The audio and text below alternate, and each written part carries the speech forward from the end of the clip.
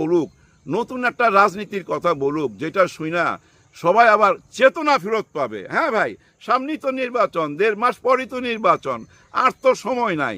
এরকম একটা সমাবেশ আবার করতে গেলে কত রকম চাপ পড়বে ঢাকা সিটির উপরে। এমনি তো দেখেন এই এয়ারপোর্ট নিয়ে অনেক ভাই ব্রাদার বিদেশ যাইতে পারে না, এটা নিয়ে অনেক কথা উঠতেছে। এর মধ্যে ওই যে ময়লা ফেলে আসছে, এটা নিয়ে অনেকে কথা বলতেছে যে প্রচুর ময়লা ভাই ওই 300 ফিটে কেন ফেলা গেল। ভাই এগুলা ফেলা গেছে, মেয়র সাহেব এগুলা দেখবে, ওনার লোকজন দিয়ে পরিষ্কার করাইব, অসুবিধা কি? আমরা তো ট্যাক্স দেই। ভাই সব দল কি একরকম হবে নাকি? সব দল তো একরকম না। সবাই তুলনা করতেছে যে জামাতে ইসলাম তো ভাই অনেক বড় সমাবেশ করছে, কিন্তু ওনারা যাইবার সময় ওনাদের যেসব ময়লা কাগজপত্র সব পরিষ্কার করে দিয়ে গেছে, একদম আয়নার মতো পরিষ্কার।